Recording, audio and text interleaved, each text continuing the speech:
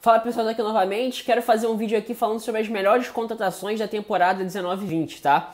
Bom, eu primeiramente estava querendo fazer um vídeo das 5 melhores contratações, só que quando eu separei a lista de 10, eu achei muito difícil fazer uma separação, né, uma seleção dos 5 melhores entre a lista dos 10 melhores, né? E eu falei, não, tem uns nomes aqui que eu tô com muita dificuldade de separar, de decidir pelo qual foi o melhor, né? Então eu resolvi fazer uma lista de 10 separadas em 2 vídeos, né? Baseado nos critérios, claro, que eu escolhi, tá? Sinta-se para concordar, para discordar, pode comentar aí embaixo, tá? E assim, eu usei os critérios de valor, importância para o time em termos de números, importância dentro do jogo, né, para o funcionamento coletivo, né, é muito comum, tem vários jogadores, por exemplo, que são muito importantes, o Liverpool principalmente tem muito isso, que não apresentam exatamente números muito relevantes, mas que você pensa no funcionamento coletivo, quando você vê os jogos e vê o funcionamento daquele jogador dentro da equipe, você passa a ver que é essencial a participação dele. O Wijnaldum, por exemplo, é algo que me... É o primeiro exemplo que me vem à cabeça, porque hoje faz 4 anos que ele assinou com o Liverpool. 4 anos do Wijnaldum, olha como o tempo passa rápido. Mas enfim, é um jogador que tem pouca participação em números de gols e assistências. Até uma participação, não é assim, nada, mas assim, uma participação pequena. Mas a relevância dele para a equipe é algo simplesmente incrível, né? Os números, assim, os atributos de forma geral, as partes numérica da análise do jogo, não é algo que chama muita atenção nele. Tô dando um exemplo, né? O Henderson também, né? Mas se a gente pensa no funcionamento da equipe, é um jogador essencial, né? São 2 jogadores essenciais para o time do Liverpool, né? Então isso só se mede, isso não se mede, isso é assim, você obtém as informações a partir da observação do jogo, né? Óbvio que é algo subjetivo, mas assim, dá pra você, assim, mensurar, mensurar não, mas dá pra você ter uma noção a partir do momento que você assiste os jogos e faz as suas análises, né? E, enfim, esses foram... Ah, e claro, o valor, esse fator de capacidade de influenciar no jogo, em questão de números e participação, e claro, o prospecto de venda no futuro, né? Assim, um jogador que ainda vai te render muitos frutos e ainda pode te render valor de venda futuro. Então isso também entrou em consideração aqui nessas minhas 2 listas de 5, tá? Essa vai ser a parte 1. Outra coisa, eu não vou falar que, assim, o primeiro que eu falo, não vai ser uma lista de ordem crescente não, tá? Vou falar aleatoriamente, mas o último da lista, na minha opinião, o último nome que eu vou falar, de fato, é um dos principais, né? Chegou um momento em que eu tive uma dúvida entre 2 jogadores específicos, que na minha opinião eles estão acima dos outros 8, digamos assim, em termos de melhores contratações, mas por isso eu coloquei eles separados, tá? Então, assim, só eles dois nos 2 vídeos vão ser, de fato, na minha opinião, as melhores contratações, mas entre eles dois eu não sei qual escolher, tá? Então é isso. Eu vou falar que a lista não necessariamente, o primeiro jogador que eu falar vai ter sido menos... a contratação dele não necessariamente significa que ela foi inferior à contratação do jogador que vem acima dele, né? Isso é só uma questão aqui pra... É aleatório a ordem que eu coloquei aqui. Só o último jogador, de fato, que o melhor dos 5, digamos assim, e na segunda lista a mesma coisa, só que entre os dois melhores das 2 listas eu não cheguei a uma conclusão, tá? Então, vamos lá, sem mais delongas, dá com 3 minutos e meio de vídeo e ainda nem comecei, mas vamos lá. O Wan-Bissaka, né? O Wan-Bissaka, não só por conta da questão individual, defensivamente, talvez seja o melhor jogador que tem, o melhor jogador de 1 contra 1 defensivo do campeonato inglês nessa temporada 19/20, e chegando num time que teve muitos problemas defensivos na temporada passada, né? Defensivamente na temporada passada, o Manchester United foi um time muito vulnerável, né? E o Wan-Bissaka chegou e dá pra dizer que diretamente influenciou nessa melhora defensiva. Principalmente se a gente pega ali a primeira metade da temporada e principalmente nos grandes confrontos, né, onde o United, via de regra, tinha que se defender. Os jogos contra o City, principalmente, onde ele tinha que marcar o Sterling, né? Geralmente, quando tem que marcar esses pontas mais habilidosos que partem pra cima, assim, os resultados, via de regra, eram muito favoráveis a ele, né? A facilidade com que ele tinha, a capacidade que ele tinha de impedir a progressão dessas jogadas, principalmente com os botes por baixo, principalmente, né? Nem acho tanto que em questão de posicionamento defensivo ele chame tanta atenção assim, né? Mas as questões das intervenções diretas que ele faz contra os atacantes é algo muito impressionante. E é um dos responsáveis diretos, né, por essa melhora absurda de defensivo do Manchester United nessa temporada, coisa que na temporada passada foi uma das deficiências muito graves que o time teve, né? Vamos lá. Musset do Sheffield United. Por que eu coloco o Musset? Além, claro, da questão de números, e o Mussê chegou principalmente na primeira metade de temporada do Sheffield, que foi de fato a melhor metade, né? Se a gente for pensar nas duas metades, a primeira metade do Sheffield foi a melhor metade do time no campeonato. O Mussê era o artilheiro do time, né? E assim, ele era um jogador que já tinha jogado no Bournemouth, em nenhum momento tinha convencido, né? Assim, de ser um jogador de fato digno de jogar, digno não, né? Com capacidade de ser relevante na Premier League, né? Ele jogou pouco no Bournemouth, bem verdade, mas quando jogou não foi exatamente um jogador de destaque, né? Então assim, a contratação seria interessante para ver o que ele poderia oferecer ao Sheffield, até porque no primeiro momento a gente pensava que a realidade do time seria outra, mas levando em consideração que ele foi o artilheiro no melhor momento do time e que tem um bom número de assistências também, mas concentrados na segunda metade, a gente pode dizer que, em termos de números, é um absurdo não colocar o Mussê, né? Tem o maior número de tem o maior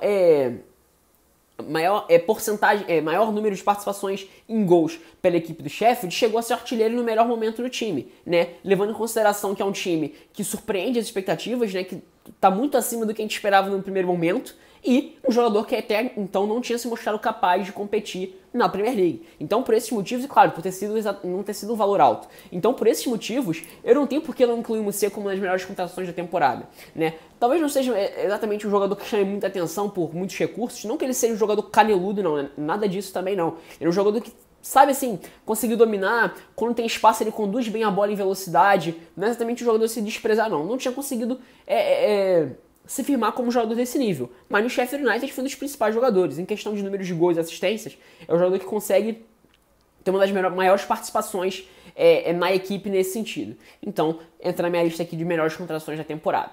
Agora indo pro Brighton, Trossard. O Trossard é um jogador peculiar dessa minha lista, de todos da lista na verdade, porque assim, de novo, um jogador que vem de outro centro, um jogador belga, não se espera, não sei assim, não dá pra se esperar muito demais assim de jogadores que vêm desses centros. Pode esperar que eles sejam jogadores interessantes para a realidade em que eles estão inseridos, mas não que eles vão ser assim de relevância, principalmente em termos de campeonato. Não que o Trossard tenha sido isso, tá? Eu tô só aqui descrevendo o cenário. Mas, por mais que o Trossard em diversos momentos tenha sido um jogador irregular, ele não foi um jogador constante o campeonato inteiro. Geralmente a gente associa boas contratações a jogadores que fazem isso nesse sentido. O Trossard ele foi muito importante em momentos pontuais para o Brighton, principalmente nos momentos adversos do Brighton nos jogos, né? O Brighton na primeira metade do campeonato é aquele time que visava ditar o ritmo do jogo a partir da troca de passes, mas tinha muitas dificuldades em acelerar essas jogadas, até em alguns momentos por conta de uma questão técnica mesmo, de não ter um jogador com um pouco mais de capacidade de no lance individual acelerar a jogada. O Trossard, teoricamente, nesse time, seria o jogador para cumprir essa função, né? Em diversos momentos ele não conseguiu, mas nos momentos mais importantes do Brighton, não todos, mas em muitos dos momentos mais importantes do Brighton na temporada, em que o time precisava reagir, né? Ele foi o jogador mais decisivo, né? Não só com gols, mas como também com assistências, né? Conseguindo percorrer a bola, encontrando espaço a partir de um drible, até um conjunto inesperado, e percorrendo essa bola com espaço em velocidade, né? O Graham Potter é um cara que muda muito a formação dentro dos jogos, então a gente já viu ele atuando como um atacante pelo lado esquerdo, atacante pelo lado direito, a gente já viu ele jogando como segundo atacante, já viu ele jogando mais fixo como uma dupla, né? Então assim, por mais que não tenha sido um jogador constante, o número de participações em gols e o fato dele crescer em jogos grandes, em momentos importantes pro Brighton no campeonato, eu coloco ele aqui. Até porque não é um jogador que vai se esperar tanto assim, né? Enfim, acho que em questão de custo-benefício, de crescer nesses momentos grandes, né? Um jogador que tem o clutch, que se fala nos esportes americanos, acho que ele merece estar assim na lista das 10 melhores contratações da temporada. Né? Um dos jogadores bem interessantes, inclusive. Né? Talvez se conseguisse manter um ritmo constante, a gente até prestasse mais atenção nele, né? Agora, antes do nosso do nosso pódio, digamos assim, Rodri, né, do Manchester City, já se esperava que fosse ser uma contratação interessante, sem sombra de dúvidas. Jogador que fez uma ótima temporada no Villarreal e no Atlético de Madrid no ano seguinte, e que no Manchester City não deixou a desejar em nenhum momento. Foi um dos principais volantes do campeonato, sem sombra de dúvidas. Né, assim, a gente podia pensar no primeiro momento que ele fosse sentir em relação ao nível de intensidade, de velocidade da Premier League. Mas já no primeiro jogo contra o West Ham, já mostrou muita capacidade, não só de recomposição. Ele é um jogador lento, mas não é necessariamente tão lento como as pessoas imaginam e como ele aparenta ser. Ele é lento, mas nem tanto. Mas o que eu acho interessante do Rodri, e até é um pouco, dá pra fazer um paralelo com o Matip, que são esses jogadores mais pesados, mas por conta da questão do posicionamento, ele sempre conseguir manter os seus marcadores num raio, numa distância, num raio de distância próximos, ele consegue fazer intervenções muito importantes, pontuais, né? E dificilmente a gente vai ter que ver o Rodri correndo atrás de volante, né? Geralmente os problemas do Manchester City nesses times de transição não era por conta do Rodri, era por conta, assim, é muito mais uma questão coletiva mesmo, e até eu tenho um pouco de dificuldade de identificar as razões disso, né? Mas enfim, não necessariamente por conta do Rodri, né? Defensivamente, né, quando ele tinha que fazer algumas intervenções, quando ele tinha que estar bem posicionado para conseguir dar um bote ou impedir uma linha de passe, ele fez muito bem. E tecnicamente, com bola no pé, não precisa nem se discutir, né? Talvez alguém possa falar assim, ah, mas é o cara que só dá o passe pro lado, é o cara que no máximo vai tentar um passe longo, uma inversão mais longa, né? Não vai tentar ter um passe mais vertical, mais difícil, ou aparecer mais na frente para definir algumas jogadas, apesar de ele ter 2 ou 3 gols de fora da área, né? Com aquelas finalizações de fora da área. De fato, ele não produz muito esse tipo de lance mais vertical, mais uma participação mais direta, digamos assim, na criação das jogadas do Manchester City, em termos de passes para gol, por exemplo, né? Mas, se a gente for pensar nos times do Guardiola, geralmente essa função de primeiro homem de meio campo, o cara não vai ter que necessariamente ser um jogador decisivo nesse sentido, né? O primeiro volante, o primeiro homem de meio campo, não vai ter que ser um jogador muito participativo nesse sentido. A gente pode pensar em Busquets, o Kimmich, por exemplo, na época do Bayern, o próprio Xabi Alonso. O Fernandinho também, não é essa a exigência do Guardiola dos jogadores dessa função, né? Então, assim, eu entendo quem fala disso, mas também tem que levar em consideração a orientação do técnico, a forma como joga o time do Guardiola. Eu acho que dentro disso o Rodri é um jogador que cumpriu muito bem a função, de fato, talvez até, assim, é um jogador que ainda tem como ter rendimentos futuros, né? Rendimentos futuros não, ele pode render mais tempo ainda, mais anos aí pro Manchester City, porque é um jogador velho, né? Também não é um jogador muito jovem, mas é um jogador que, até por conta da função, pode ficar, eu diria que tranquilamente ele pode jogar mais uns 7, 8 anos com a camisa do Manchester City. O Fernandinho tá jogando até hoje, então por que o Rodri não poderia, né? Nesse sentido. Ótima contratação, na minha opinião, vai ser um dos bons jogadores de meio campo da Premier League para os próximos anos. Olho no Rodri. E da seleção espanhola também. E agora, né, o nosso pódio, acho que indiscutível para todo mundo, Bruno Fernandes, assim, a capacidade do Bruno Fernandes de conseguir mudar um time de patamar em termos de competitividade, em termos de campeonato, é algo que eu tenho dificuldade de ver se a gente pensa nos times de alto nível, né? O Manchester United é um time de alto nível, é um time de Big Six. Geralmente a gente consegue ver isso em times menores. O Zaha no Palace, a outra contratação que vai estar na parte 2 desse vídeo também.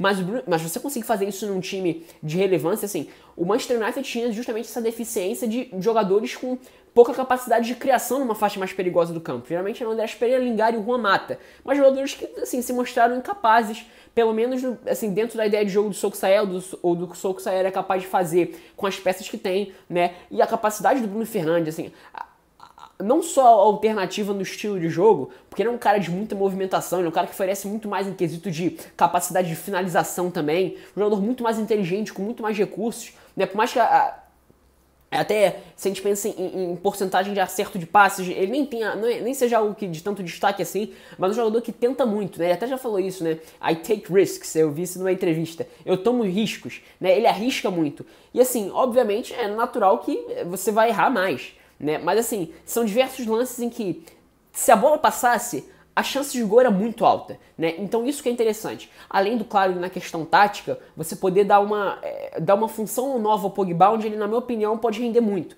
né? Como o estruturador das jogadas vindo de trás. Então, em termos táticos, em termos de capacidade técnica mesmo, o Bruno Fernandes entrega muito, e elevação do nível da equipe, né? Porque ele chegou, o Pogba ainda estava machucado, e nesse período ele já tinha sido eleito principal jogador da Premier League. E você fazer isso num time de Big Six, num time de ponta, é algo muito complicado. E o Bruno Fernandes fez. Então, na minha opinião, ele é uma das 2 melhores contratações da temporada na Premier League, acima dessas outras 8, né?